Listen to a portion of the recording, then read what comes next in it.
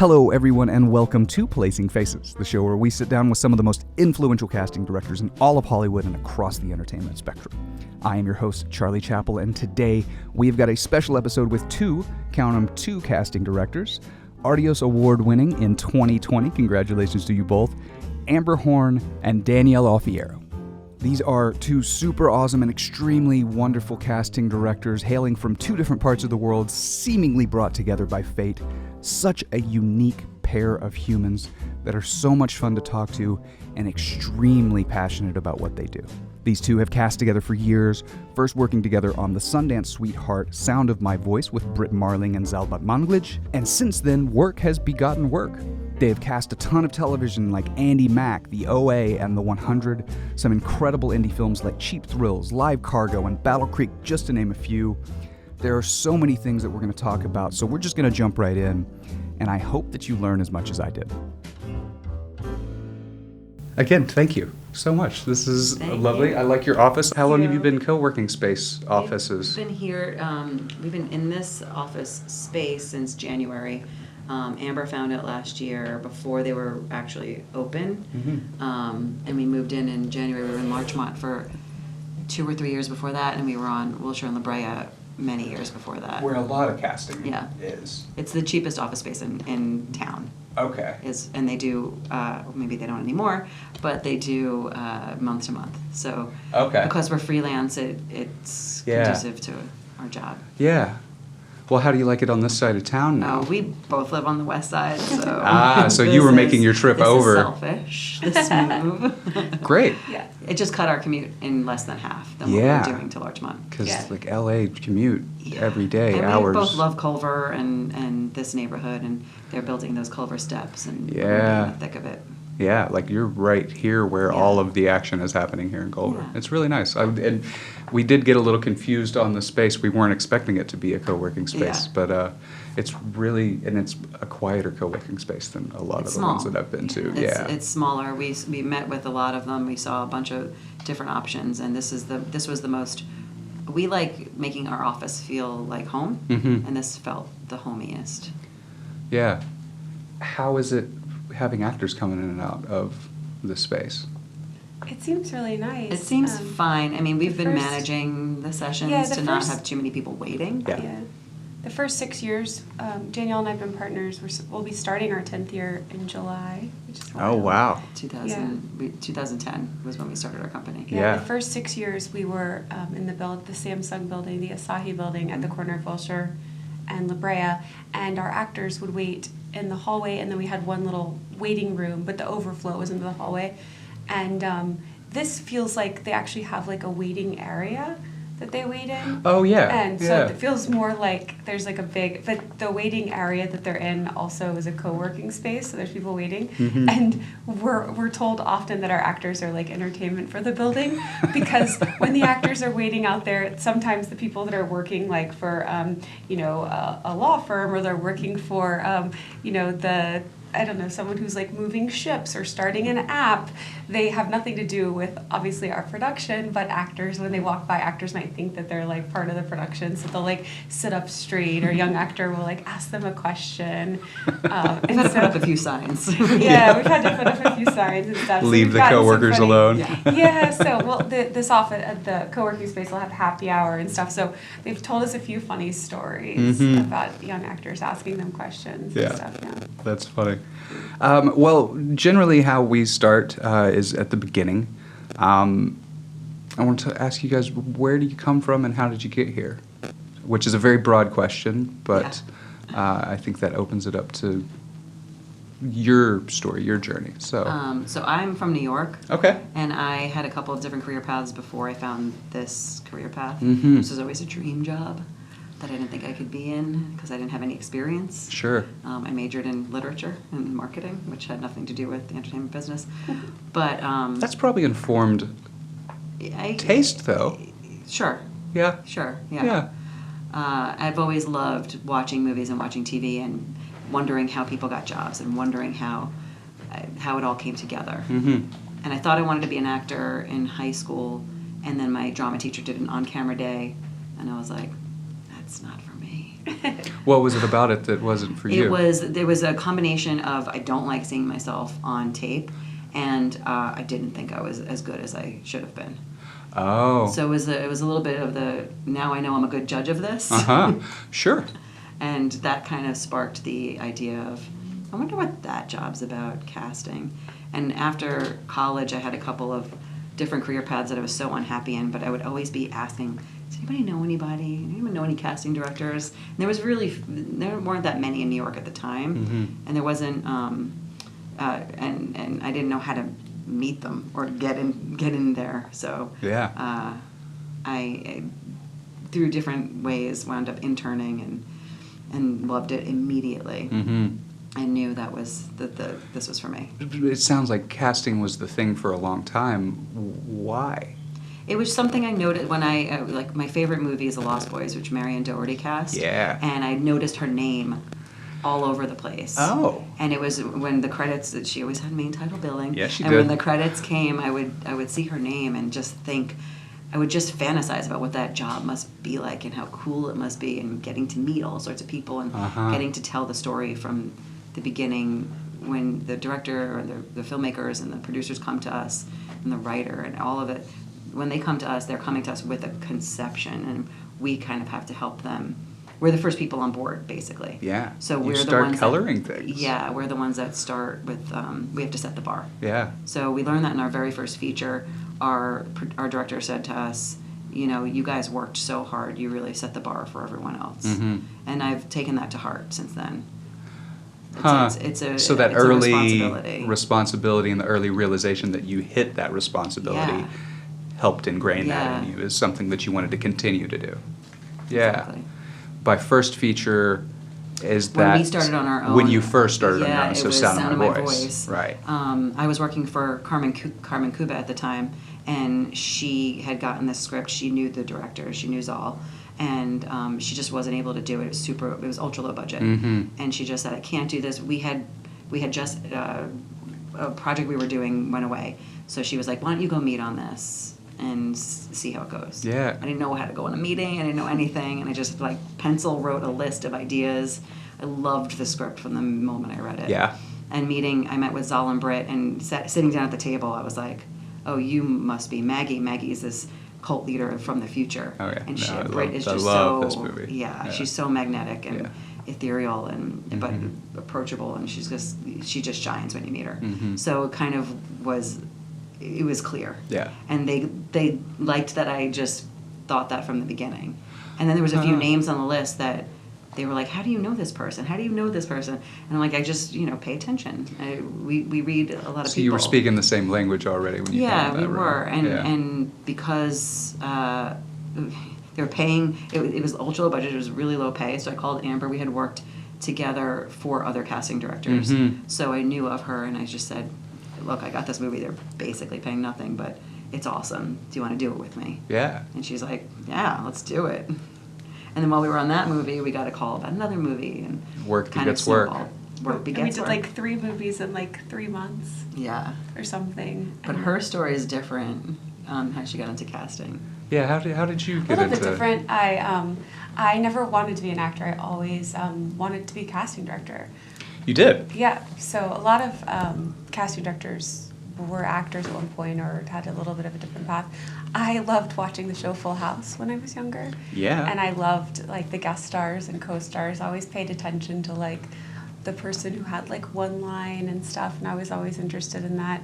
And what was it about the Smaller one-liners roles? and the smaller roles that caught your attention I on was that just show? always curious how they got there, where they found them. I knew someone was doing that, but I didn't know what that job was when I was a kid. I didn't know who did that. And I was always interested in that. I was always paying attention to those characters. I would really pay attention when I would watch other shows and be like, "Oh, that was the person that played the one line in that show," and would try to figure it out and figure out who that actor was and really find their name in the credits and like figure out who that was and stuff. I was really interested in that. And then when I was in university, I switched from business major to film, and I nominated myself as the casting director for like our senior film, and nobody voted for me. They all voted for me as to be the producer. I was really good at bringing people together, connecting people, and then when I came out here, I worked in development, and that was like right before 9/11 happened. 9/11 happened, and I was like, gosh, I wasn't really enjoying working in development. I worked at a pretty well-known production company, and I decided, okay, well, I guess I'll go to law school, as you do, and you don't know what you want to do. I went home. As you do. Yeah, right? Everyone decides, okay, I guess I'll go back to school. So I went home that Christmas break. We had a water heater gas leak. Our house combusted, blew up. Your house blew up? Yeah. Everyone got out okay. And we went and we stayed with a family friend, and they were good friends with the Bruckheimers. And this woman who runs Christiane Reed, who's the head of production over there at the time, she had said to me, well, we're doing a 1-hour drama, and we hired this casting office, Barbara Fiorentino's office, and they're currently casting this project for us. Would you like to go meet with them? And so I went to go meet with them on the weekend. They were losing their casting assistant, and I said, oh, I really want to work in casting. They'd offered me a job to work, potentially to work as an assistant to a producer over there at Bruckheimer. And I was like, no, I really want to work in casting. I thought I'd shot myself in the foot, because who turns down a job? Who says no to a good job yeah. And so I was like, oh no, I thought I shot myself in the foot. And then that's when the phone rang a couple hours later. And they said, well, we actually have this casting job that opened up, and they're losing their casting assistant. So I went on a weekend to go meet with them, and they hired me, and so I worked with them for several years, and that's where I met Danielle initially. When I met Danielle, I was like, oh wow, she's really smart and funny and amazing.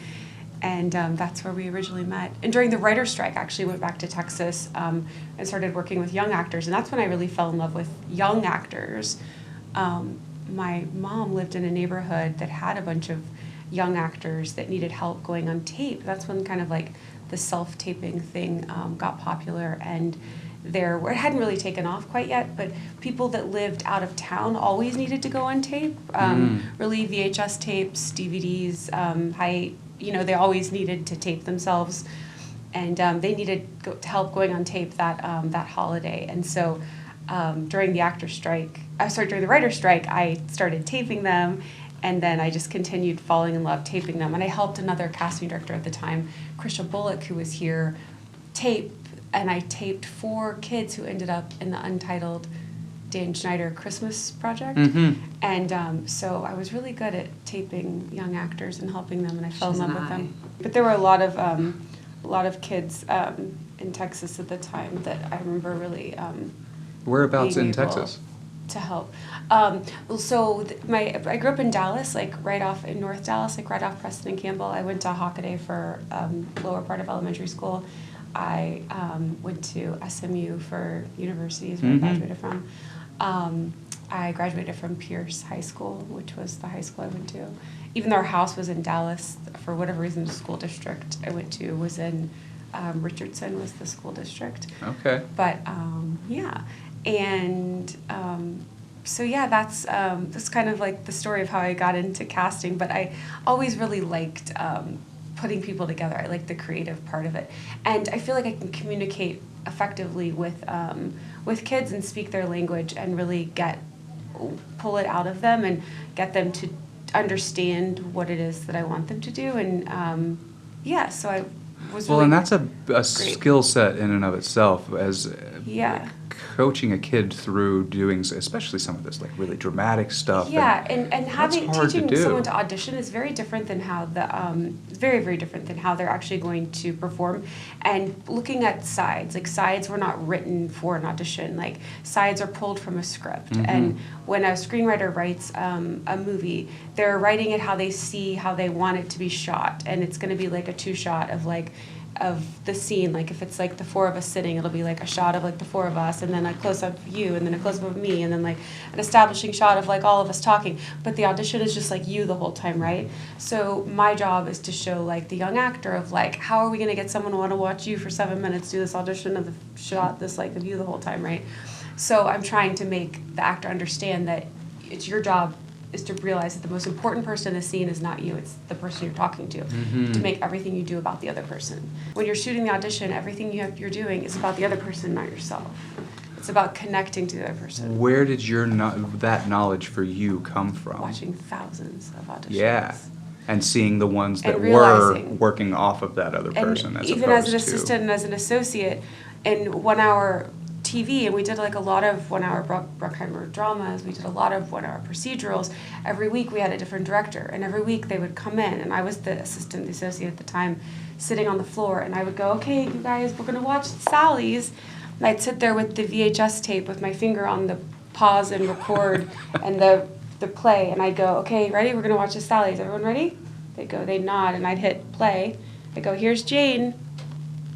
And then about 10 seconds into watching Jane, they'd start looking down at their Blackberries or their flip phones. And I'd go, oh, okay, they don't want to watch Jane anymore. Okay, ready? Here's Sally. And then a few seconds into Sally, then they'd stop looking. Okay, right? But when we got to Frances, and Frances made it about the person she was talking to, they'd start paying attention.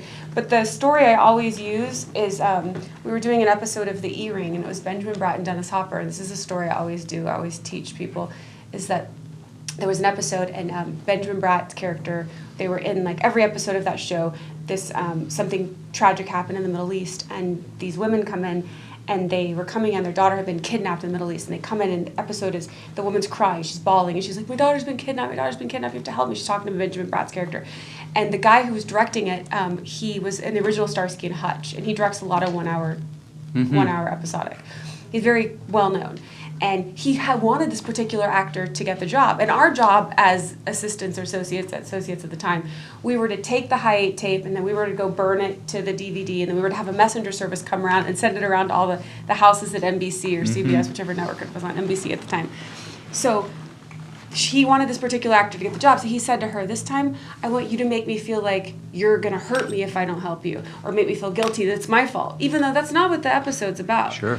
But all the women in the scene, what they were doing is crying like, oh, my daughter, my daughter, my daughter, because how we're going to shoot the show is like you crying, then a flash of where the daughter is, and then the bad people, what they're doing, and then a reaction of Benjamin Bratt, right? But the audition is just you the whole time. Well, that's really, really boring. But if you make it about me, like you're scaring me or make me feel guilty, then that's so much more interesting, right? So he did it with this one woman. And that also makes the audience then care. Feel it. Yeah, so because that energy is going. Yes. Yeah. And so us, the viewer, the people watching the audition tapes at home, we're like all of a sudden invested in care. And the reason I realized that was a big aha moment for me, and I realized that this worked, was because a previous pilot we had just done, the application iMovie had just come out, right? So I always tell everyone, I'm 40 years old, I'm aging myself. She laughs, I always tell people how old I am. The application iMovie had just come out, and Cast It had just launched their business, the company Cast It. And we were so excited to use it. We were one of the first people that ever used it. And we would put the lightning effect and the glitter, the glass shattering effect, the headshots, we'd make them go, but we would do these funny effects at the ends of the scenes. And we walked with this fancy executive at the head of the studio to her car, and we won't say her name, at the end of this test, the studio test. And we were leaving CBS. We walked to the studio's, to this lady's car. We were like, okay, so what'd you think of this one role last night? And she was like, oh, it was really, really great. And all these other execs were standing around. They were like, yeah, they were really, really great. And we were like, nobody watched. Because if they would have watched, somebody would have commented on the lightning or the glass or the headshots shaking. But in order to have seen that, you would have had to watch all 7 minutes, meaning all 3 scenes all the way through to get to the fun, crazy effects. But we'd stayed up till 2 o'clock in the morning doing it, which is what was normal. We stayed up till 2 o'clock in the morning pretty much every night at ABC Prospect Studios, where our offices were, where we did The Shield, the show The Shield. But that's where we were also doing this pilot for this other studio and network. And so at that same time, we were also doing this other show, and it was such an aha moment to be like, okay, I get it now. People don't watch tapes all the way through all the time. Fine. Okay, they probably don't. But they're probably going to watch at least a minute through, maybe 30 seconds. But then you have about a minute or 30 seconds to hook someone. Yeah. And if that's all you have, about a minute or 30 seconds to buy in, if they're going to watch all the way through, what do you have to do in that minute or 30 seconds to get them to hook in, right? You have to make them feel something, connect with them. And if you connect with them, make them feel like they care, then they're going to want to keep watching, right? But if they don't buy in that first 30 seconds, then they're not going to want to keep watching, right? Yeah. So I went back to realizing that, like, gosh, if you make it about the other person, then it works. So I started using that with comedy, drama. That's really great. Every age. And for I've the never most heard that part, before. it really works. Yeah. Well, Every time I've seen her give the note, it's a 180. Yeah. And it works. And with kids, and I was explaining it to kids last week, it really works. Like, I tell kids, you're professional manipulators. You do it every day. You get in the car after school, and your mom's like, how was your day? And you're like, fine. But if you want ice cream, your mom's like, how was your day? You're like, school was great. School was awesome. Yeah, it was good. And then your mom's like, oh, wow, my kid's talking to me. Yeah. They're, like, instantly engaging because you want something, right? With them. You're engaging, right? I'm like, kids are professional manipulators. I'm telling them, you always are constantly manipulating. You're constantly, like, you're always manipulating the situation. You're always engaging, and you're making it about the other person always, all the time you're doing that, right? Based on your motivation. Yeah. Based on what you want, right, of what person. So they're always doing that. And so if you just break it down and the kids speak, like, break it down for them, then they instantly I feel like a lot of understand. adult actors need to hear this Everybody stuff needs too. to hear it. Everyone Yeah. needs to hear Because it. we but- are always manipulating in Always. one way, shape, form, or fashion. We Always, are. Absolutely. but kids don't have like a ton of bad habits, and they're not like in their head about it all Yeah. the time. So it's real easy for me to teach it to they young always say people, don't easy. work with kids and dogs because they're going to make you They'll look steal the bad. scene. Yeah. Because they don't have that little Yeah, honest. they're not. commenting in the back of your Yeah. head of like, that was stupid. Why'd There's you There's say no that? self-consciousness. There's no. Yeah. Yeah. And the other trick I learned from Amber was, and I think it was something that I've known but didn't know how to put into words. But it's, we don't want to see the version of the character you think we want to see. We want to see what you're doing, what you would be in the character. Yeah. Because if we see 70 people in a day for one role, we don't want 70 of the same read. We want something interesting that only Is it you mostly would put that? into it. Do you- It can be. Yeah. Well, the biggest thing from that, and I learned this from Anthony Meindl 2 years ago, is that you're never going to play Lincoln at this point in your career, usually. The reason why, at your high school, you don't have a grandma, so the kid will play the grandma, right? Right. So, like, you'll play the aunt, I'll play the grandma, because in high school, we don't have old people in our high school to play those roles, right? Mm-hmm. So, maybe she'll play Lincoln, maybe I'll play Martha, like, I'll play, like, the first lady or something, like, because we don't have people, right? But then when we graduate from high school, when we're out in the real world trying to make it in Hollywood, we'll probably play the 18-year-old. So now that I'm 40... Because there are adults in the real world that will to be play playing those grandma. roles, to play Exactly. those roles, Yeah. right. So now that you see that, so when I'm talking to people, you have all the tools that you need inside of your body to play. You have everything that you need, right? So you can access all of those things, right? So it's pretty unlikely that you're going to go out for the audition for the role of Lincoln. Now, Daniel Day-Lewis could probably go out and play Lincoln, right? So he has, and he probably could and would and will, right? Yeah. But it's unlikely that I would or you would. I mean, we're not actors, or you would, right? I'm pointing to a beautiful redhead in the room that you guys all can't see, that she would go out and play Lincoln, right? I mean, it's not crazy, but it's unlikely, right? So you're going to go out at this point in your career and you're going to play things that you're similar to. So your job is to just heighten the things that you're similar to that character, and then the other things that you're not is just like push them down.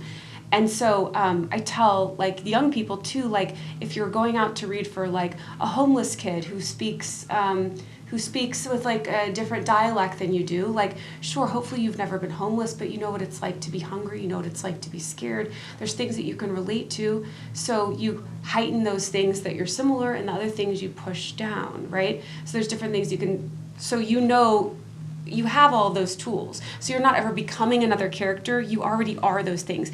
And the other thing I tell people is the only reason we're having people audition and we're not offering the role out, we could offer out any of these roles to people. The only reason we're having people audition is because we want to see you do it. Yeah. We want to see what you bring to the situation. We want to see you Discover connect. something new. Mm-hmm. We could go offer it out to any person that we wanted to, but we want to see you in the situation. Have you seen many instances of characters changing in the piece because of what somebody brings into the room? And Oh, for sure. Yeah. Oh, just recently we were in a meeting and this creator said, yeah, of course I'm going to write this character, what I think it is, but I want you and Danielle to bring me other things and other ideas of what this could be. That's why we like working in indie films, because it's a little bit more of a fluid process. Whereas in TV, there's already been a lot of notes, there's already been a lot of thought about who should be where and it's why. a big lumbering machine. And there's a bigger approval process. But in indie films, we're usually working directly with the writer, director, producers, or a combination of those. And we could bring up somebody completely out of the box that we were just like, I swear this is an amazing actor, just see what they do with it. And it could change their mind about the role. Yeah. So you mentioned Anthony Mindel. Am I saying his last name right? We think so. Yeah, it's one of those weird spelling names, Meindl. I have gone to multiple classes of his. I know one of the teachers there, Kevin Ostenstad. How do you guys know Anthony? Because you are the credited casting directors on Birds of a Feather in 2011. How do you... And we're actually, he's directing another feature that... Is he really? Yeah, that we're... We helped, on Birds of a Feather, I think we did some additional roles casting. There was just like a few additional roles we helped him with. He had originally conceived that as a pilot presentation and had to cast the main roles, and then when he made it into a feature, he just needed help casting the rest of it. Amber knew Anthony from... Did he call you in to talk to his class or something? Yeah, he called me in to talk to his class. I actually just sat in the back of it. I was so blown away by... there's so many... actors that are so set in their heads when they come in, like they have like a method, and they come in so prepared how they think the room's gonna go, and they come so set, like every line needs to be a certain way. I loved that. We kept noticing like actors, like one actor being so great after the next, and then we started looking at resumes being like, oh wow, the common denominator was that they all had his name on the back of their headshots. And so same thing with that one headshot. Would be like, gosh, this one headshot's so good. Dana Patrick. And it was the same photographer, Dana Patrick, and we were like, gosh, her headshots are so good, right? And it was the same thing with him, and so we were like, who is this person? So we went and sat in his class. Yeah. And to be like, what is he telling these people? Because they were so good at auditioning. And it was, I think it was really his philosophy at the time was just sitting there being present and like doing the work and then forgetting all of it, leaving it at the door, and then just being present and looking at the person you're talking to, listening to them, and hearing it like you're hearing it for the first time, and just forgetting all of the work that you've done before, just leaving it at the door, and then just being present in the moment and forgetting everything you've ever practiced up until that second. Newer actors stress out about memorization and getting the lines right, which should be 10% of it. That should be... Get that over with, because you now have to figure out the character and the scene and your place in the scene and your purpose. A lot of TV, the purpose is to move along a storyline for the series regulars, for guest actors. Yeah. But it's knowing that purpose and knowing how to embrace it. Interesting, knowing your purpose as not just the character in and of itself, but as a whole, and the project as a whole. Yeah, what a co-star is doing in a show. Right. They're moving that forward for that main cast. Yeah, it's not knowing the lines, it's knowing like the scene, and he's all about knowing that. Yeah, because I tell people, if people come in here and they're not off book and they're really on the page, it says to me that they just don't care, because if we're reading the same role, say we have 20 people coming in for a session today, that's over 2 hours. Usually by the 8th person, I'm off book reading that scene. No shit. Yeah. Because you say it enough times out loud, and you understand the scene. And a lot of times in TV, you don't get the scripts, right? So you have to piece it together. You can get your agent to get your or manager to get you access to the other sides, so you can piece together. You can get a storyline. You can get a tone, an idea of tone. Relationships. Yeah, you can get enough of an idea, or create what you think could be the situation. It's stronger. It's better to make a strong to make a strong commitment to something than to just come in and just memorize lines and just do the scene, saying the lines with a little oomph. It makes more sense to like give yourself something to work with. Maybe it's wrong, but at least you're committed, and we know we can work with that. Sure, making those choices, because then you're showing that you actually did that work. Because there's a work underneath that. You have to have a point of view as an actor. You have to come in knowing, this is how I see this guy. maybe I'm wrong, and let's do it again, and let's do it different, but this is what spoke to me. Mm-hmm. Yeah. And is it just blatantly obvious when somebody doesn't have that? Oh, yeah. Yeah. And sometimes if they're just kind of not sure, but they see something in them, we direct them until they get That's it where right, the so they casting get it director side comes Yeah. into. Right, and also, like, to put more on what we just said a few minutes ago, like, within a few seconds of even that person talking, no matter even what they did, all the work in the world, the person might not just be right. Like, Yeah. they're never going to be Lincoln. Yeah. Like, you know what I mean? Like, Yeah. if that's the character, like, and that we're looking for a, 65-year-old guy, and that's the character, like, we are really casting Lincoln. Yeah. Like, at that point in his life If you're or not something. 6'3" and you're not and if 65 and you're not right, and then if there's just you certain don't things fit. about him, certain Yeah. characteristics and certain things that are just really important and things that he just innately doesn't have, Yeah. then it's not going to be right. It's just like there's nothing in a million years, as many times as we do it, he innately doesn't have that. It's not gonna.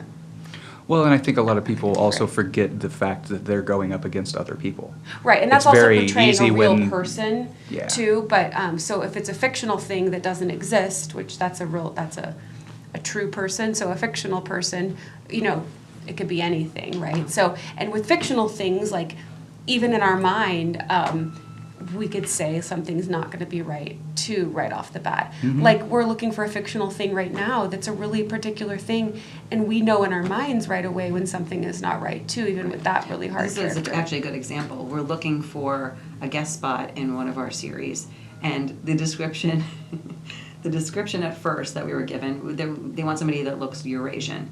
He should be close to 18, early 20s, otherworldly, from far away. This is it's from a time and a place that doesn't exist, so it's a little Game of Thrones in that way. And we sent our first pass, and the creator writes back, and he goes, these good actors, but not really the look I'm going for. I want a Slavic or Mongolian river phoenix.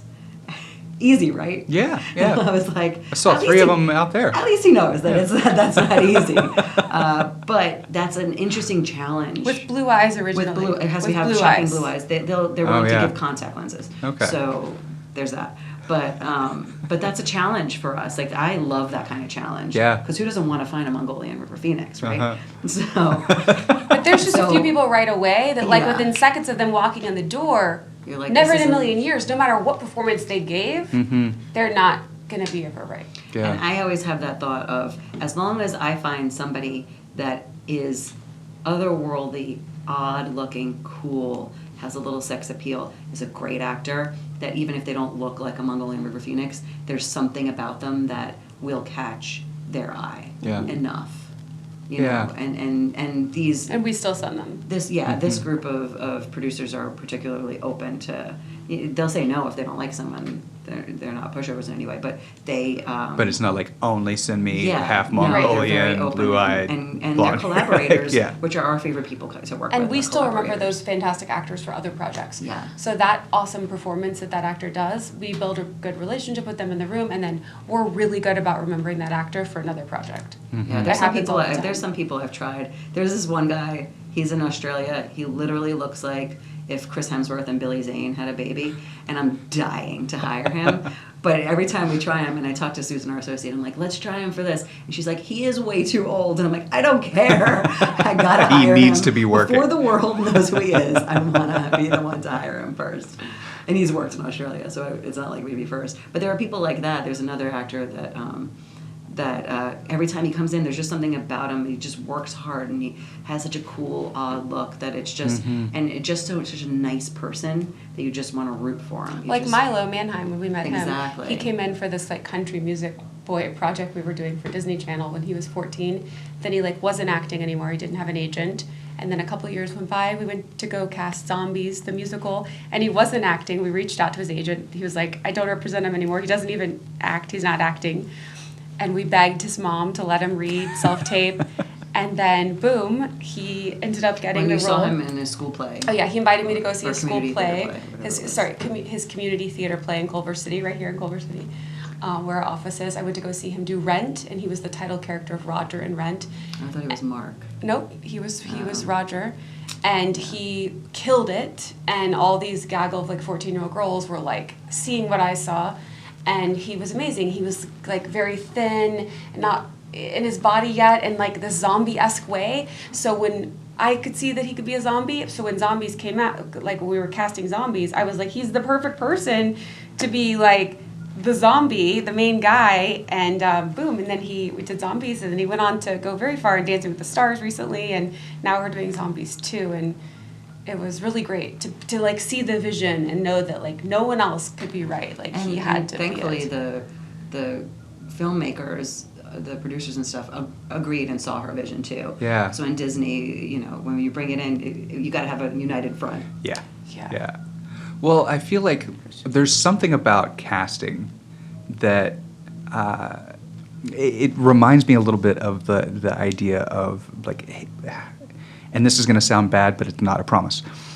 The idea of like hipsters being like, oh, I saw them first. I saw that there's something, and I don't think it's just hipsters. I think that's just has been accredited to hipsters in general. But I think a lot of people have that in them. Like we like to show people, Yeah. hey, Yes. look at this thing I found. There's Yes. there's a certain part of discovery that I think casting directors really Yes. get excited about. Yes. And you guys have done a lot of that. You've been Yeah. around for a lot of really interesting Oh, yeah. introductions of people into Yeah. the world, which I think is really cool. Which, we work in a lot of we did a Netflix show On My Block, Mhm. and those 4 kids, the lead girl didn't have any reps, she didn't have any training, No. she didn't have any school, no experience, no credits, and we found her through Actors Access, Uh-huh. and which if anybody listening doesn't know what that is, it's a service. Breakdown Services is something we use to find actors, and Actors Access is to find actors who don't have reps. I know so many actors who were like, no, I don't. I'll never use Actors Access again. But then you hear stuff like that. We found a lead of a Netflix series through off. Actors Access. Yeah. And we just like finding those diamonds in the rough, just Mhm. because it's finding what the filmmaker is looking for, and being able to give them that. Yeah. And sometimes they don't have enough. They're too green, and it Mhm. just doesn't work. But there's something to say about it factor and watchability and that star quality. Yeah. That you can coach into the rest of it. Mm-hmm. Sometimes. There's There's always caveats. Yeah. With everything. So I want to talk about Sound of My Voice. Sure. This was your first feature working together. Our first credit as a casting director. Yeah.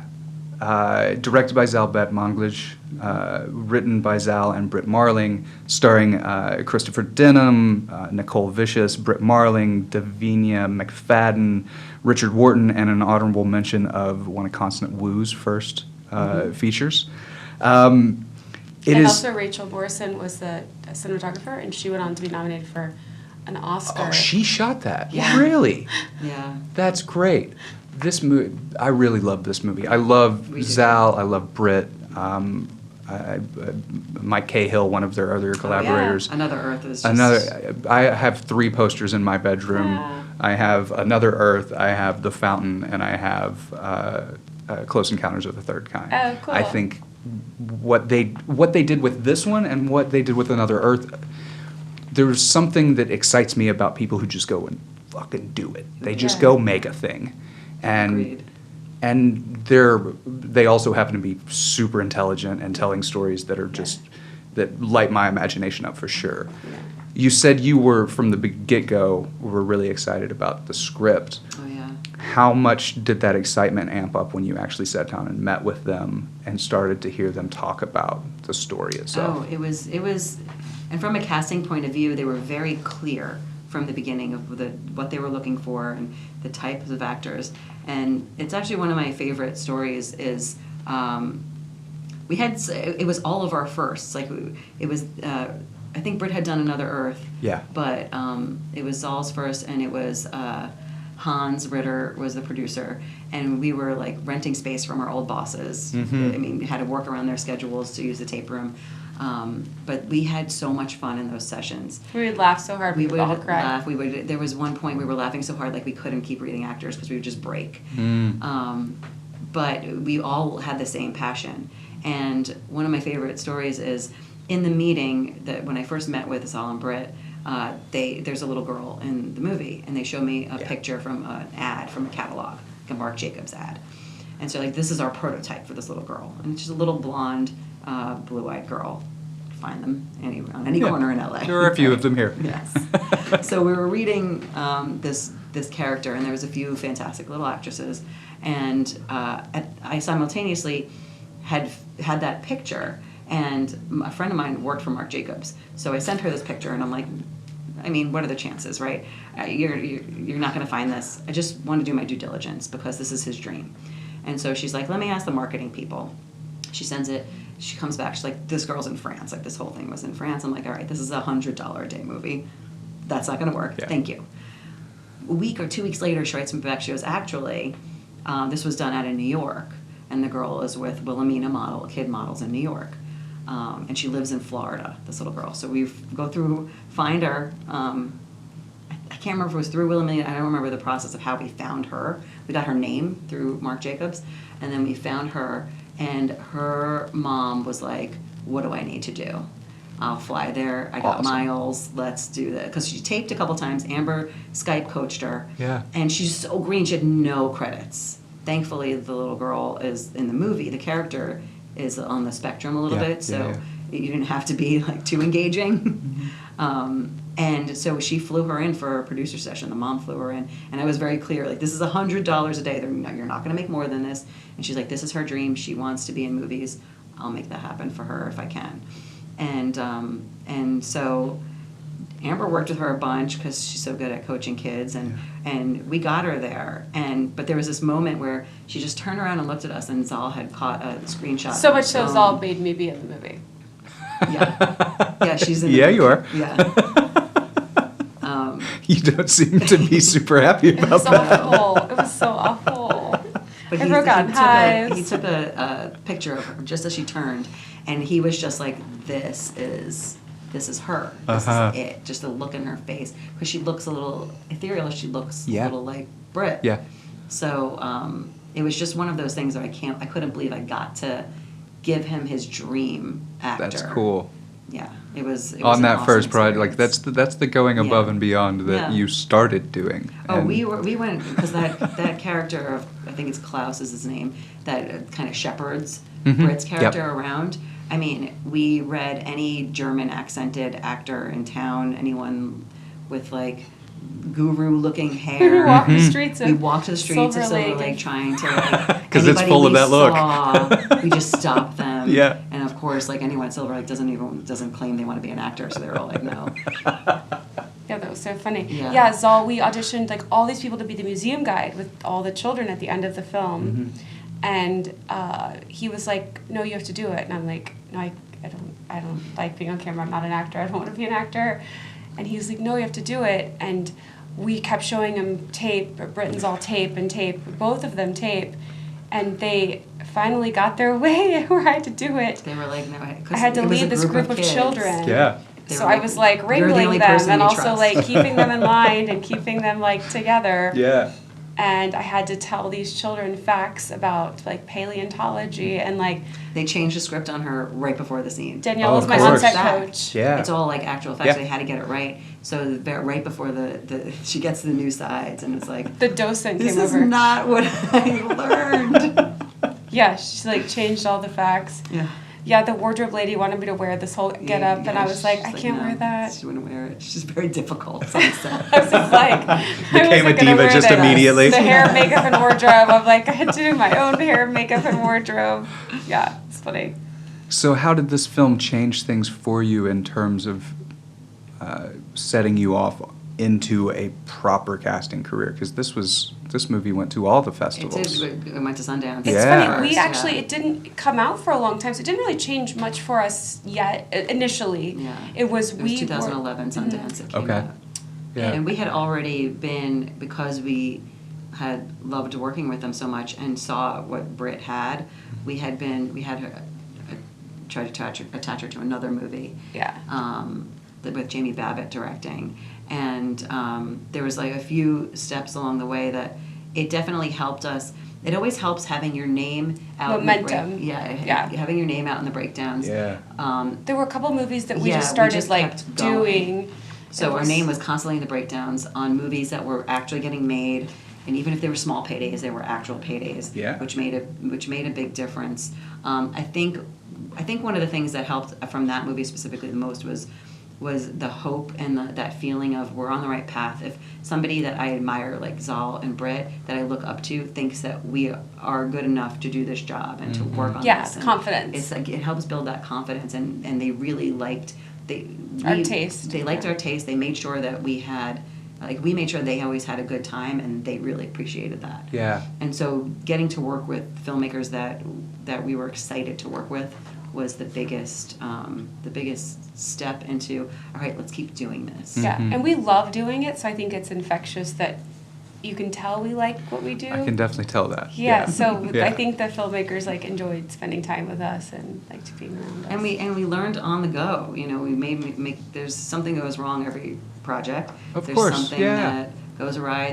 There's things we learn. I think one of the biggest lessons early on was that taking people's calls and responding to emails is so appreciated, and people think that's above and beyond, even though that should be just drives me crazy. Common courtesy. We have this conversation all the time. It drives me crazy. And like, answer your email. Yeah, we just it's been 24 hours. Right. Why? You're not that busy. I love everyone here, but come on. Yeah. So that there's a courtedy in that. Right. Yeah. And that I think made a difference because we were just nice to people, and we would get recommended from different reps who weren't our reps. They just would say, "Oh, you guys should call those two girls are great. They always do fun projects. They're really nice to deal with." And so that's how we got a few projects very early on. Yeah. And we also learned very early on that there are people we're not going to want to work with. Mm-hmm. So we need to start making enough money that we can say no to those projects. Sure. So that was a little bit of a drive there too. Yeah. Of we don't want to keep doing stuff that we don't want to do. There was a goal set. There was this is the bar that we want to reach. Yes. We will get there. Yeah. Yeah. You know, it's funny. One of our goals from the very beginning, Amber's goal was to work on a Christmas movie. Really? Oh, yeah. Yep, which we are. Yeah, we're doing a big one. Are there any, this is going off my notes, are there, I love the question of, like, who do you want to work with in this town? Are there anybody out there? Yeah. Okay. But are there any like, Well, I really want to work with such and such? I was very want to excited do. when we got hired when we got the meeting to work on our freeform show Motherland. Gary Sanchez is producing. Yeah. So that to me was a big coup. Yeah. We got, I was so excited because I just love what they do. Yeah. And that was a big deal for me. We recently went on a meeting with Happy Madison and we didn't get the job, but that's that would have been my teenage years. Yeah. Kind of, would have been real excited about that one. Any of the big comedy people, I just have comedy. a love for. Yeah. Is that where a lot of your taste come from the comedy world? I think we do just as many comedies as dramas. We do now. Yeah. I love Bialy Thomas. I love all Yeah. their projects. Yeah. They just have a level of taste that I strive toward.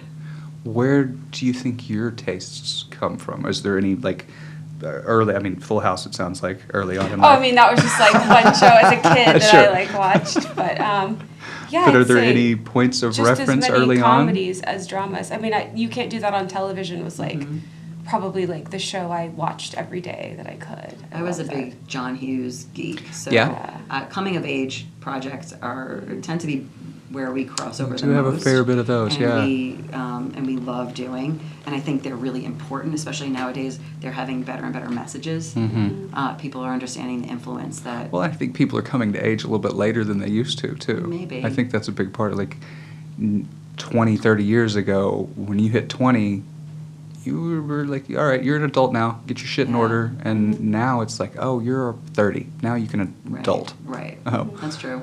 But I think, having watched John Hughes movies, everybody looks real. Even Jake Ryan, the most attractive man in the world, he still looks like a real guy. Mm-hmm. He's still not, polished and pretty. So I think I always had that as a template to work from to make sure everyone feels like they're actually in the world we're creating. Yeah. Do you think that's because the adult thing, explain that to me, the 2030 thing? Well, I think that, one, the world is completely different than it was even 10 years ago. With technology, with the types of jobs that we're doing, with the idea of a career being something that you do for a really, like, people now switch jobs very often. People use their 20s to kind of do a bunch of different things and then figure out what that one thing is going to be. Where I don't necessarily think generations before had that luxury, in a sense. Like, you had to just, like, okay, you have a child now. I know you're 20, but go make this survive. Like, you've got to keep this alive. So go do something that's going to pay you money. Yeah. And I also, I'm from Northwest Arkansas. I grew up in a very, like, small community where that was everybody had to be that way. Yeah, that makes sense.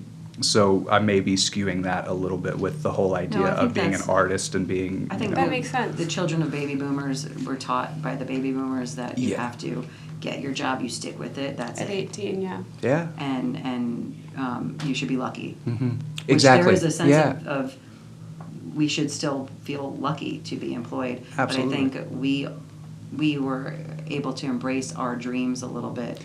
Yeah. More, it was a little And bit fumble more around a accepted, little bit, and it wasn't as important. At least when I was in my 20s, and I was working in the corporate world, I was like, this can't be the rest of my life. Yeah. This is not for me. Well, and so you two have worked with some really incredible casting directors on your up and coming, like from Lisa Fields to Mary Vernew to Barbara Fiorentino. Am I saying her name right? Mm-hmm. Great. Did we work with Mary Vernew? On a project, yes. Okay. I'm positive that you did. Okay. I don't recall. Or you're that. you're credited in the casting department Gotcha. for Mary Vernew project. Weird. Okay. Weird. Yeah. So this is also predicated on IMDb being absolutely correct on things, and they rarely are. So take that with a grain of salt. But I know, IMDb always makes mistakes on credits. it sure does. But you've worked with some really Carmen Cuba. So who's your favorite? Kidding. No, I'm kidding. What are some lessons? Amber Horn's my favorite. Danielle's There you my go. favorite. You learn something from every single person along the way. Even if we haven't worked directly on a project with somebody, we've been very lucky in that we've had a lot of people that helping guide us and give us really sage advice and pay it forward in ways. We work with Spectre Vision a lot, which is Elijah Wood's production company. Yeah. And that is solely because of Monica Mickelson. And she introduced us to Daniel Noah, who's one of the producers.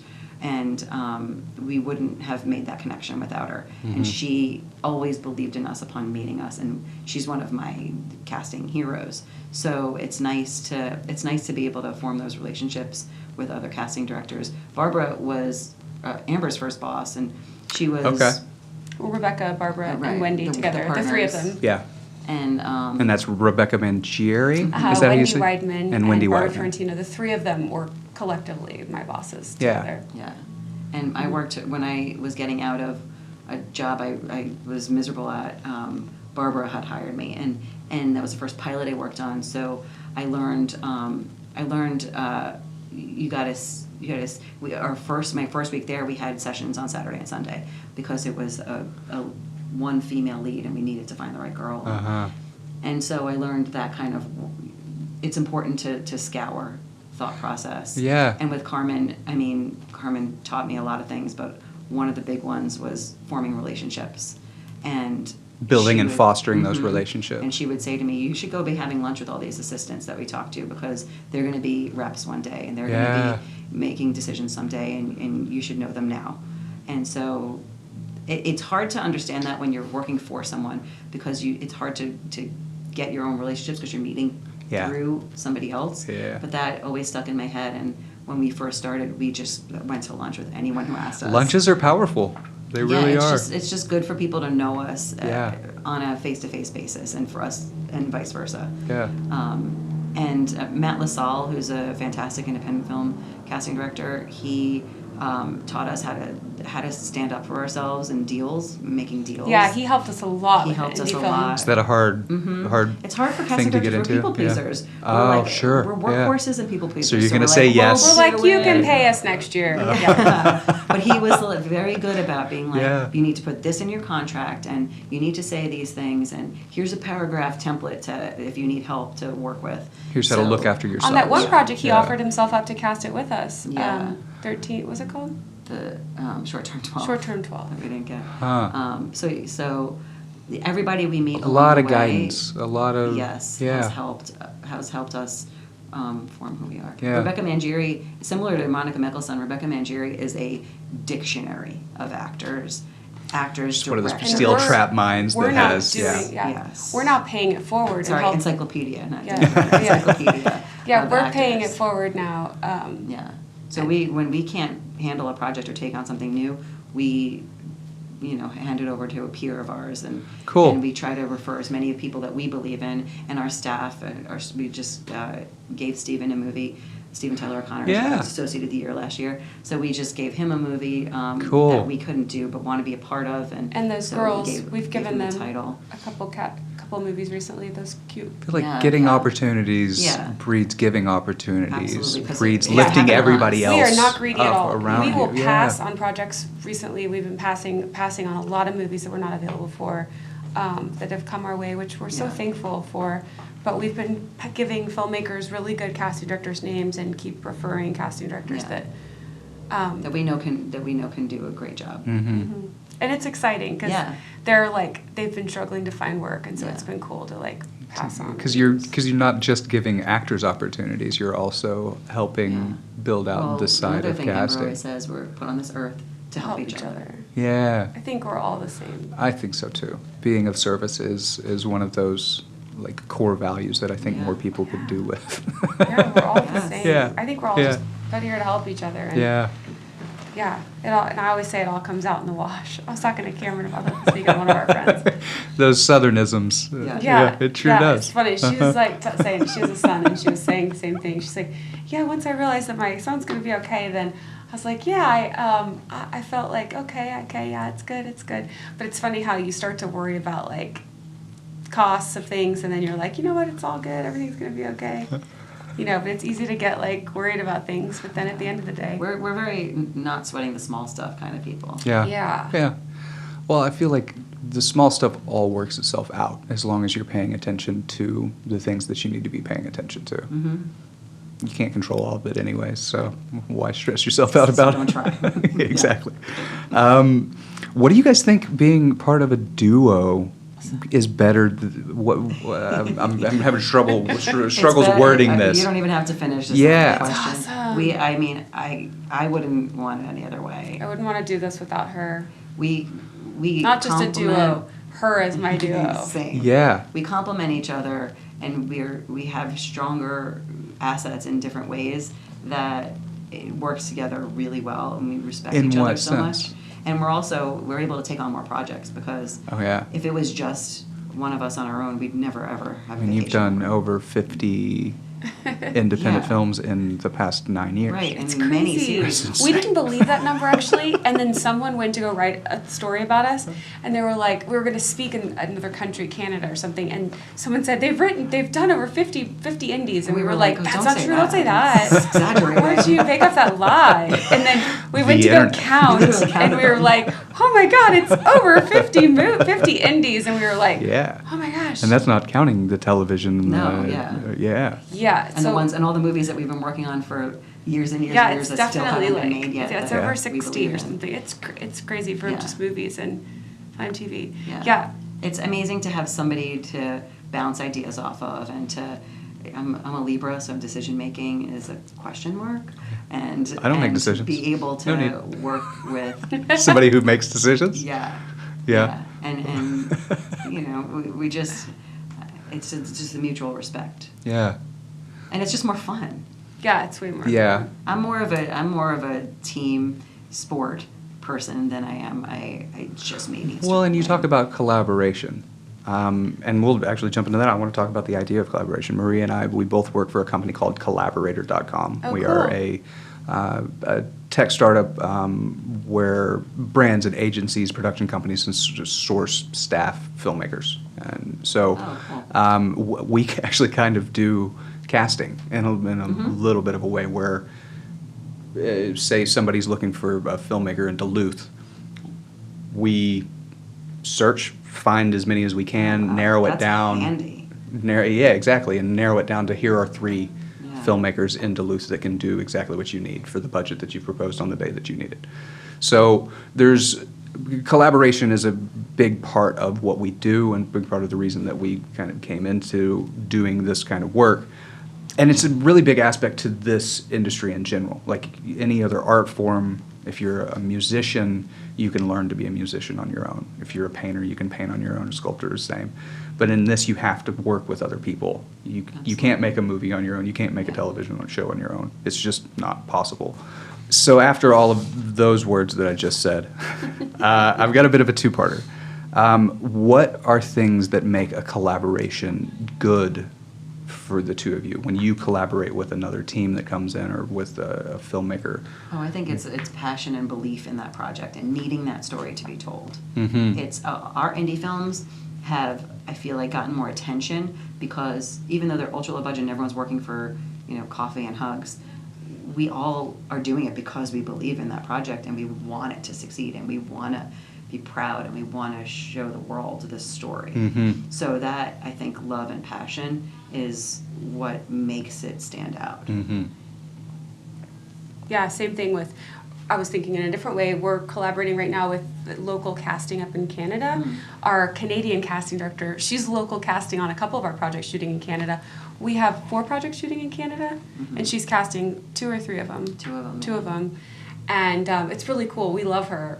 She's She like has an extension amazing taste. She's an extension of our casting office. Yeah. And also, because that phrasing we've used before about you working with casting departments at studios and networks. We work with Disney a lot, and Judy Taylor and her people are so amazing to work with and helpful, and they feel like an extension if we need help with something, or if they give us advice. They're amazing. Yeah. So it happens in a lot of different ways, and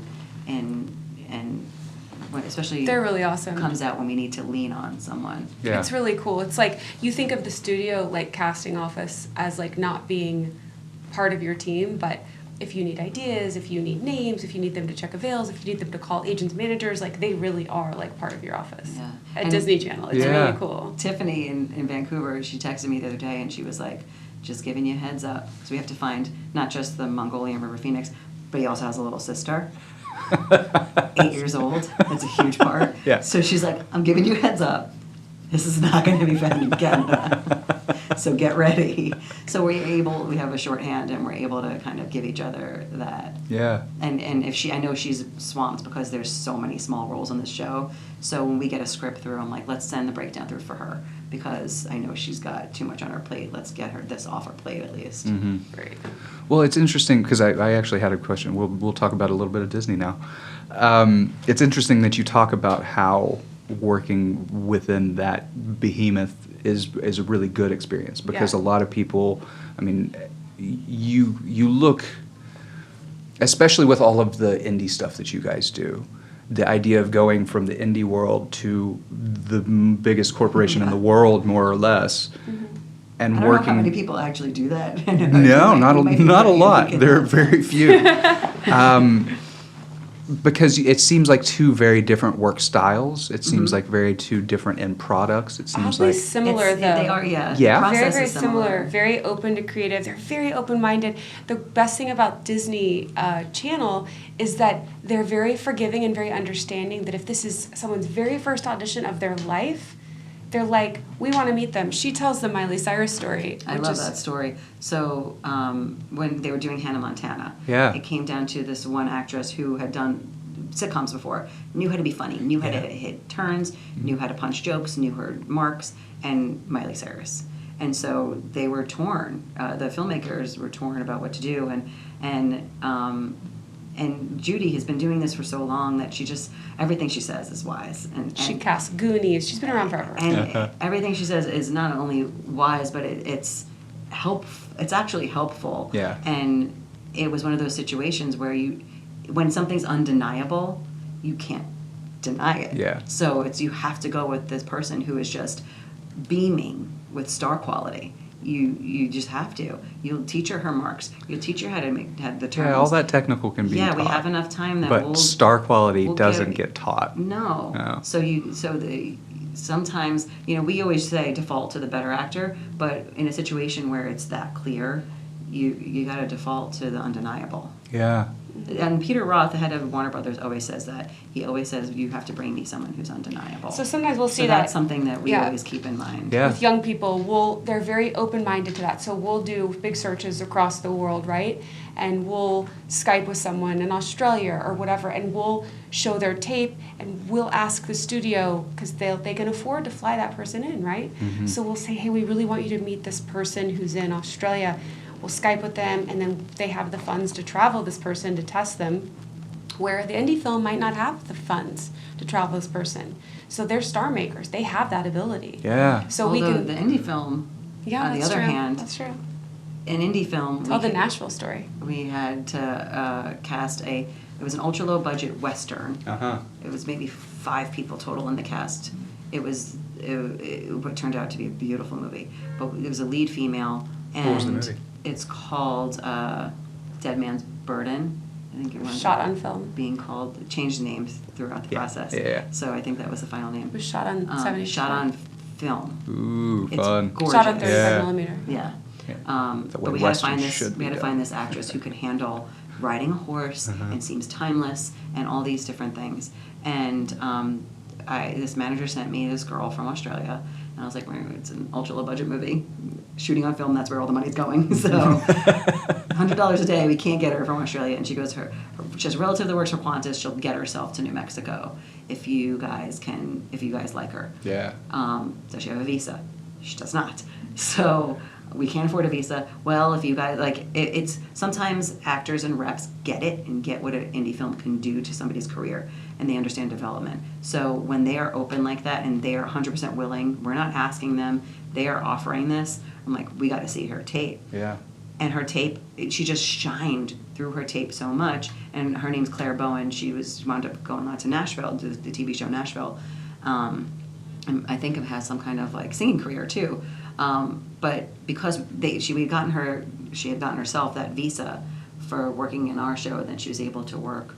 And the visa was a lot easier, and she was here in the States. She took that jump. Yeah. Yeah. Now So she's a huge sometimes star. indie films have that kind of leeway where we've gotten a bunch of people visas on indie films. Mhm. We've got Luke Bracey, Lorenza Izzo, a lot of actors, working actors now, that we got them their first American job. Yeah.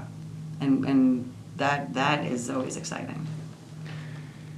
How do you keep track of foreign talent? Is it just people that you're seeing? It's all I love this. So nobody saw that because this is a podcast. Of course you didn't see it. They both pointed to their minds. And It's still true. You guys are both, you have that kind of mind for this? Thank God. We still have, my memory is starting to fail. But Danielle and I did this really funny thing. I'll go, let's see if we can play it right now. So you whisper, so we'll play this game. You whisper any movie, like a very common movie, into my ear. Mhm. Okay, just any movie. Okay. Okay. So he whispered a movie into my ear, and I'm gonna see Danielle and I have this telepathy, whatever you want to call it, thing. So she's gonna guess the movie with just 2 clues. Okay. She's gonna guess the lead actor of the movie. Pressure. Okay. This is an actor. And you're gonna guess either the actor or the movie. Okay. It was really, really popular. It's like an adventure movie. They have to solve something. There's been a couple sequels. Indiana Jones? There's a pyramid in it. They've done a couple sequels. This is a bad example. There's a pyramid following. We just did a movie over the holiday with him in it. We did a movie Over the holiday. Over the Spectrovision movie. He was the lead guy in it. Oh, Nicolas Cage, National Treasure. No. Was he in that? No. Oh, who was in that? I picked one that they had just remade too. So Oh, I thought he was in yeah. that. Brendan Fraser was in the first. Oh, I thought episode. he The was Mummy. Cage was Yeah. in that. Yeah. See, it doesn't work. Clearly, I've never seen The Sometimes. Mummy. I thought Nick Cage was in The Mummy. There you go. Well, there you go. I don't know why that recast one The came to my Mummy. mind. So Yeah. this usually works when she's describing our own personal experiences. Oh, with you remember that actors. one thing that was Yes. oh, sure. Remember Yeah. You have that kid? shorthand. You remember Yes. that girl Yeah. who flew in from Australia who was 14, but she looks like she's 5'9". You know, like we'll do that. Yeah, or in a situation like that, sometimes I'll say to her, you know, like the movie with the whatever. I'll say like 2 things, and she'll be like, she'll name it. It's like the craziest thing. She's so good. Well, we're just a little bit Clearly over. not. Took way more than 2 clues. In fairness, like you got what she was like. Yeah, exactly. Doesn't have to love to be with Charlie. So that's fine. We don't speak the same language yet. We're a little bit over an hour right now. I want to be respectful of your time. Do you have a little bit of time for a couple Yeah. more Sure, questions? yeah. Great. This time has flown by. I've got a million more questions for you, but I do want to talk a little bit about Disney because I watched a Disney show. Oh, cool. So I need to make Which sure. one? Andi Mack. Oh yeah. It's created by Terry Minsky, starring Peyton Elizabeth Lee, Joshua Rush, Sophia Wiley, Asher Angel, Leland Bowden, and Lauren Tom. You're nominated for Artios for this show. Congratulations on Thanks. that nomination for We're that. very proud of this show. It's a really And hopefully well for made your show. consideration for Yeah, best right. casting for Emmy. Yeah. We're trying. Hopefully, We're I don't know. trying. We gotta- put in our Oh. Voters. nomination. So Yeah, it's listen pretty- up, everybody. So this show is really well reviewed. It's described by many as an extremely well acted, heartwarming, and diverse coming of age story. Finding the titular character of Andi Mack and Peyton Elizabeth Lee, and then having to find a woman who could conceivably be both her Yes. sister and her Yeah. mother. Challenge. Which Yeah. this isn't a real big spoiler. It happens in the first episode where she finds all this out. You can watch the show too. It's a really great setup, and it's really well executed. Yeah. And sometimes shows like this tend to lean into cheesiness, especially the adult actors on the show, because they're playing with the kids, and it's something that this show doesn't really do as much. Right. It's Well- there's a realism to this show Yes. that I didn't expect, because I don't watch a whole lot of Disney stuff. Well, I think there's a preconceived notions of what Disney is. Yes. From the general public, we have a very different view of what Disney can be and what they are starting to become. Andi Mack was their first dramedy, or single cam dramedy. So that was exciting to us. We had worked with Disney Channel before, but Yeah. for this specific show, there was a few factors, and that was one of them that really drew us to the project. We knew that there was going to be her friend Cyrus was going to come out of the closet, Yep. which was huge pull for us. The Yeah. child who plays that role originally passed on it, but Danielle and I Yeah. had seen an indie that he was in. Gersh did a screening for us of this tennis film that he was in, and we thought at that same particular situation, we know the perfect person to play this role. We went to him, he passed. Then we begged him, we called his agent, begged him to come in. He said he'd take a meeting, so he took a meeting. And then in that meeting, we said, will you please read for it? And he decided to read for it. And then he got the job. Huh. So in that situation also, we knew who Yeah. was perfect before he even read. Yeah. And there was 2 people in the pilot that we had to wind up recasting because of availability, but one of them, Storm Reed, who went on to do Wrinkle in Time, Some and one things. of them was Alan Ruck, who from Ferris Bueller's Day Off. So the process was wonderful because Terry is an amazing writer, and she's this big heart, and just fantastic taste, and it was very edgy material for Disney. Yeah. She finds out her sister's her mom. So that was also very enticing to us, that we're like, Disney's really breaking the mold here. Yeah. So we were drawn to that. The show was written as a little neurotic Jewish girl, and Amber literally read thousands of girls for this role. It's close to like 3,000. Yeah, and Peyton was somebody we've hired before. We've always loved her, and we kept bringing her in. And we're like, maybe she'll be the friend. We didn't know where she fit, and then it kind of, we're like, let's try her for the lead. Yeah, she did read for Andy. She read for Yeah. Andy very early on. And then it was one of my favorite network tests we've ever had, because the head of the network, Gary Marsh, sits in on the test. Oh. So she had come in. We tested her and 2 other little girls. She was 11, another little girl was 11, and one little girl was 13. And the description, the breakdown description was for 13. She was turning 13 in the pilot. Yeah. It was her birthday. Yeah. And that's why I always tell actors, like, you just have to ignore the description of the character. Like, when you're asked to read, like, to come in, like, we want you. We're asking you to read for a reason. Yeah. Like, we want to see what you bring to it. And when she was 3/4 of the way through the audition, the creator said, "Can I see the scene that she does where Gary said. Yeah, the creator, Gary asked the creator, "Can I see that scene?" Where she finds out that her sister's not her sister's her mother. And we were like, "Oh, she's never done that before." And he said, "Well, I want to see that." And we were like, so we took her outside. Amber took her outside. Yeah. In 2 minutes, went over this scene. Uh-huh. Yeah, highlighted it for her once, and I whispered it out loud with her one time, make sure she understood. There wasn't any vocabulary she didn't understand, and she understood the scene. And then that's why it's really good for actors to practice cold reading. And so she cold read the scene out loud where she dramatically screams, and Got it's very the whole emotional. room crying. Really? She yells. With just that yells 2 at minute me. little, like... Yes. She yells at me, "How could you do this? How could you yell at me my whole life? How could you lie to me? How could you pretend that, like, when you're not my mom, how could you do this?" And she's yelling at her mom and her parents, who are really her grandparents. And she starts screaming and crying in the scene, and she storms out, and there wasn't a dry eye in the room. She's crying, and everyone in the room's crying. And that was undeniable. Yeah. Well, was this kind of more realism casting a conscious approach to the show, or was that found through the process and through the actors that came in? It was a little bit of both. Yeah? Yeah, definitely. It's definitely both. It was undeniable that, like, she was the best actor, the best right essence. And then we did an interview after, too, where one of the executives at the channel said to her, like, "Do you see yourself in Andi?" And she said, "Yes, I approach things differently. I'm kind of shy, and I go about things differently, and I see myself in the character that, like, I'm not a typical, like, outgoing, bubbly person. I'm more reserved." And, like, she identified with the person on the page, too. She saw herself in that person, and, like, she really was a lot like this person on paper in real life, too, which was really cool. Yeah.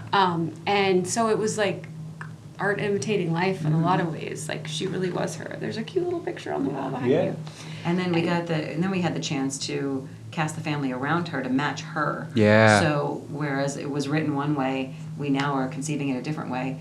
But my favorite part of the show is that it's just about a family. It doesn't matter that they're a mixed race family. It doesn't Not at matter all, yeah. that she's of Chinese heritage. It just matters that they're a family going through this drama. Yeah. So I think normalizing diversity is upon us. That's Yeah, I think we're getting to that. So that's what I love about that. Where show, it's no too. longer the token anything Exactly. in Right. a role. It's just, It other just human is. beings. Oh, you just happen to be of Chinese descent. Right. Cool. Yeah, Yeah. it's just about a family. And Yeah. I don't know if that's been on TV before that point, as far as an Asian family. or a We're doing mixed that in Asian another one family. of our shows. There's a girl who just happens to live in a wheelchair full time. She's not the title character. She's just one of the friends. We just cast a girl. That's cool. Yeah. Yeah. So she's one of the 4 series regulars on another one of our Yeah, shows. and we got to do a big search. Our associate spearheaded that and really killed it. He found girls from all over the world in wheelchairs that were good and interesting and cool, good actors. She's 12, and Yeah. it's pretty interesting. That's I can't wait exciting. for the world to meet her. Yeah. She's amazing. So I would be remiss if we didn't talk about the OA. Yay! I just finished season 2. Oh, cool. We only you- did season 2. Yeah, didn't we do just did one. season 2. We didn't do season 1. Season 1 was Okay. on the East Coast, and so they did season 1. Ah. Yeah, we just did season 2. Well, you guys got a lot of fun characters Yeah. added Yeah. in this new season, which Yeah. I thought was really great because Yeah. a lot of times you see a show like that that's just like, okay, we've got our story, we've got our characters, and we're going to stick to them. Yeah. This show is awesome. These filmmakers are awesome. I know. I want to mention all the actors because they're really so good. The cast that has been put together. We'll try to stay away from spoilers and that sort of thing. So good. And all those series regulars, those were all A.V. Kaufman first season. Yeah. So But you can tell in season So 2. Kingsley Ben-Adir, who was added to season 2, He's so good. He's so good. It just like it's so natural at being He's exactly what a- that character is. A real find. Yeah. He, I had known about him because an actress friend of mine from the UK, we were testing her on a pilot a couple years ago, and there was another character in the pilot. She's like, "Who are you getting for that?" I have a friend, Kingsley Ben-Adir. You guys would love him. And I just always had that stuck in my head and I looked him up. He looks great. We already have people in mind for that role.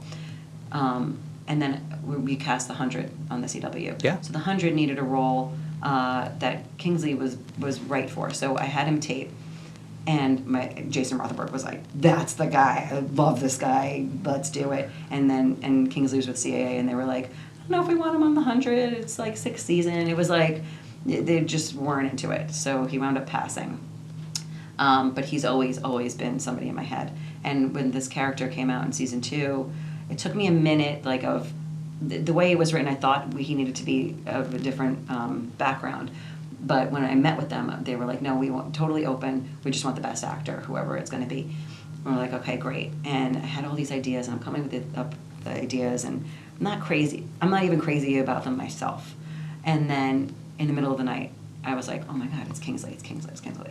So I send them, I still had an old CAA pitch from the 100, and I had his read from the 100, and I would send this email, and I'm like, "This is your guy, blah, blah, blah." I don't hear back. And then we were having a meeting on that following Monday morning, and over the weekend, I was like, "Let me just send this in case I didn't get it before the meeting. In case you guys didn't get it." Didn't get a reply. So I was like, "All right, maybe I'm wrong. Maybe it's not our guy." So I get to the meeting, and Zal was like, I was like, "Did you guys get my email? Did you have it? Is that cool?" And he was just like, "I just wanted to see you in person." He's like, "Did CAA pitch him to you?" And I was like, "No, I didn't tell, like, we haven't started yet. So this is all prelim. Oh. This is just an idea. This Yeah. is all, like, before we even started." I'm like, "So I haven't done any outreach yet because we're not on the clock. So this is just at the top of our heads." And he's like, because Avi Kaufman was also on season 2 with us from remotely. And he goes, "Avi discovered him. She was casting a Muhammad Ali biopic that didn't go, and she found him. He had like really tiny reps in the UK, and he was going to be the guy, and then the movie didn't go." And he's like, "So we are actually already talking to this guy," and he was bugged out that like that both us and Avi came up with the same guy. Yeah. And it just felt like, okay, this is crazy. This has got to be our guy. Uh-huh. And he had self-taped from the UK, and it was just undeniable. Yeah. Yeah. A lot of undeniable moments in Yeah. this. I have so many more questions for you. We're going to have to do this again. We didn't get to talk about Battlecreek. We didn't get to talk about Brothers Keeper. Battlecreek. Just so many things to talk about with the two of you. But Good stories. it's Cheap Thrills. Battlecreek Thrills. took years and If years you- and years and if years you to haven't make. seen Yeah. Cheap Thrills, these two, but all these three Yeah. are exceptionally proud of. the They all three have- that we're talking about here: Cheap Thrills, Sound of My Voice, and Live Cargo. So Live Cargo got into Tribeca. Sound of My Voice was You have to tell a live cargo story real quick. no. That's for another time. Oh, the Bahamas part of the Yes. story? Oh, yeah. So I got to do local casting in the Bahamas for Awesome. Live Cargo. Yeah. It was rad. We Should were go around, golf we were course. we were in Bimini Island. The last thing that shot on Bimini was the last scene of Silence of the Lambs, where Lecter is on the phone in Yeah. tropical gear. Uh-huh. That was the last time something shot on that island until this movie. Cool. And Yeah. tell them how you get locals to be in the movie. So me and the director had written up a flyer, and we just would, because it's a tiny island, there's no Everybody actors. knows everybody. We actually did find one actor working at the casino. He wound up in the movie. And, but we would just drive around in a golf cart, because there's no like vehicles, and hand out these flyers for an open call and just say, "If you book this, you'll get this much a day, and we'll have beer at the open call." And my producer's like, "I don't want to see this flyer. What are you saying to people?" I'm like, "We're getting people to show up, aren't we?" Yeah. And so the first round of open call, we had about 40 people.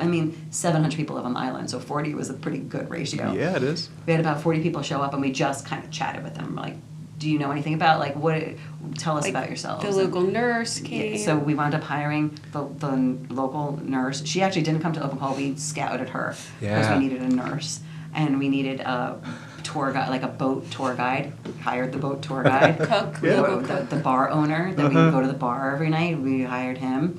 We hired his girlfriend.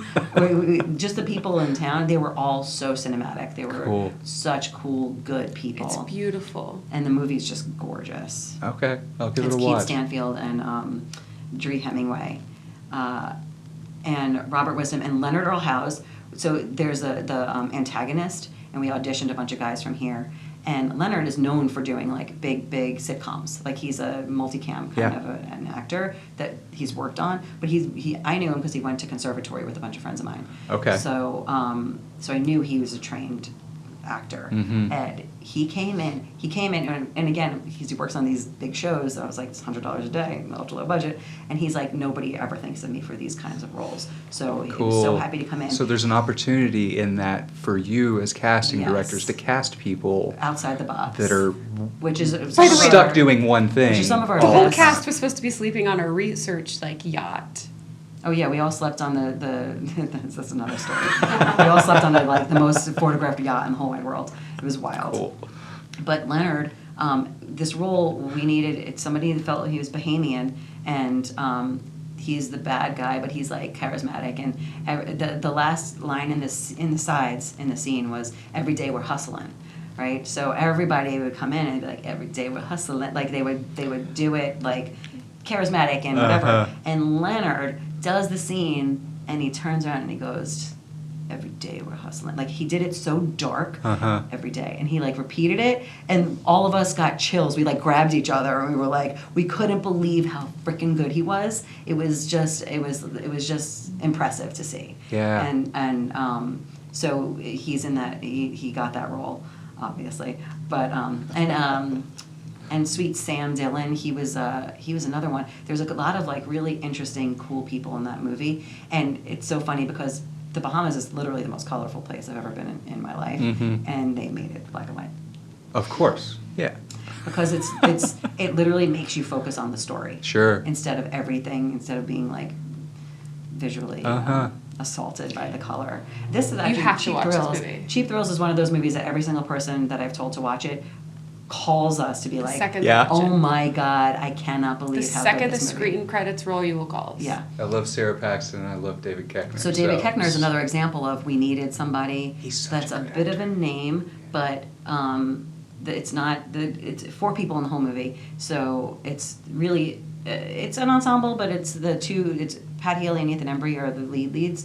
But David Koechner came on board because it's not what he ever gets offered. Yeah. It's not his usual goofy or silly or multicam kind of character. It is a way different character than you've ever seen him do. Yeah. And it is rad. How exciting is that for you guys when you get one of these So projects to be exciting. able to be like, who would be a weird idea for this? So exciting. That's got to be really fun. I ran into Ethan Embry on the street a couple years after that, and I was like, hey, and if you remember Danielle, I cast Cheap Thrills. He was with a friend, and he's like, that movie is the best movie I've ever done. Yeah? Yeah. Okay, well, we're going to talk about that one as the first movie next time I sit down with you Yeah. guys, because we're going to have to do this again. Yeah. Watch Um, it and email us. Yeah, I absolutely will. guarantee you're going to love it. Absolutely. Are there any places where people can follow you on the internets? Well, Amber Or- Yes. is an influencer. You're- No, I'm not an You can influencer. find her on Instagram. I'm not. Where do Mine's people just become Instagram. followers of you? I think it's just my name. I think it's just Amber Horn. Let me confirm. We're Amber not Horn. follower mongers necessarily. Yeah, it's just Sure, my name, sure. Amber Horn. I just had to look, Amber Horn. I don't think I've ever told anyone where to find So me. funny. So just Amber Horn. Okay. Yeah. And Mine do you have is- any? Oh. I have Instagram, but it's more personal. It's a little mixture of both. Mhm. It's a Chili Peppers lyric, a name like Danny California. Okay. We do have a work one. We do have a work one. We just haven't really done anything with it. What's Well, our now work- you've got all sorts of I reasons think it's to. Audition Gurus, Yeah, our work but one. there's like 2 is- videos on it from 7 years ago. Yeah, our work one. There was an attempt made. is There was an attempt made. Yes. No follow through. Audition Gurus. Yes. We gotta get on that. Are there any projects that you guys are working on, or that are coming out in the near future that We're you're? working on the Babysitters Club, which is Oh, a cool. huge deal. Yeah. It's Netflix and Walden Media, and we're stoked. Yeah. about it. And Motherland. Motherland's on Freeform. That's the one with Gary Sanchez. Yeah. And Just Roll With It premieres this coming Monday, the 19th. That's a Disney Channel show. Disney. That's part improv. So they Oh, cool. The actors get, the 4 series regulars get the script, and then there's another script that's handed out to everyone else. And at 3 different points throughout the show, a bell will ring, and the audience gets to choose what happens next, and the actors just roll with it. Yeah. Huh. It's pretty cool. That's So fun. everybody we hire for that show has to have some kind of improv ability. Yeah. So that's going to be live streamed? That's We are going to do, I don't know about There that. isn't, yeah. Maybe. There's talks. No, it's not because they're all shot. Yeah. Our audience, Yeah. everyone in the audience has a buzzer, and then they vote and they decide what happened next. But there might be something that you just mentioned, That would be neat. maybe. Yeah. I think interactivity in media right now is Yeah. like it's the frontier. There's a lot of people Yeah. trying to figure out how to play in that, and I Absolutely. think that's really cool. And our other Netflix show, The Healing Powers of Dude, is the one with... The Healing Powers of Dude. Yeah, it's about a kid that's battling social anxiety disorder. Uh-huh. And he's just going back to school from being homeschooled, and he gets an emotional support dog. Okay. And the way that... And names the dog Dude? Yeah. Love Well, it. the dog was named Dude. Yeah. The way that it's written, Yeah. it's so, I think it's going to be so amazingly helpful for anybody who's ever dealt with anxiety, because I've not, so it's very hard for me to understand what Huh. it feels like. But you follow this kid, and basically he walks into school and he starts getting anxiety, and you see through animation what he's feeling.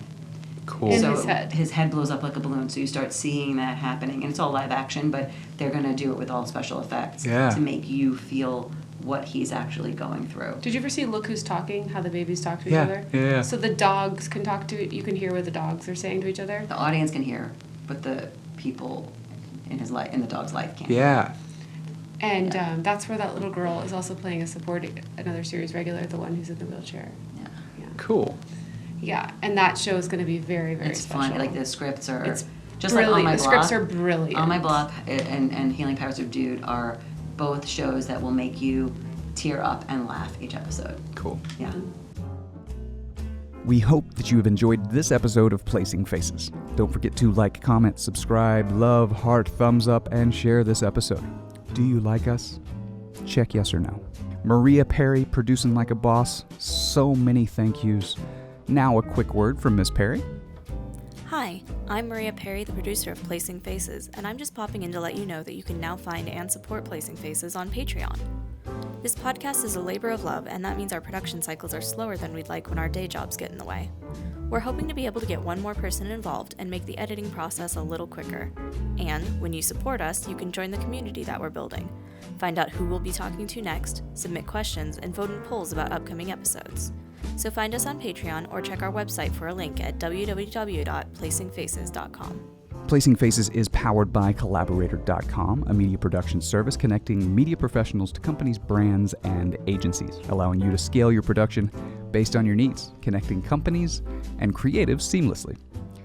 We'd also like to thank our partners at the Casting Society of America, and congratulations to all you Artios Award winners, many of whom have been on this show. Check out those episodes. The CSA is a hub of information about this branch of the film industry. To learn more about the society and what it takes to get into casting, you can visit castingsociety.com. Thank you all so much for listening. We really appreciate it. And until next time, be well.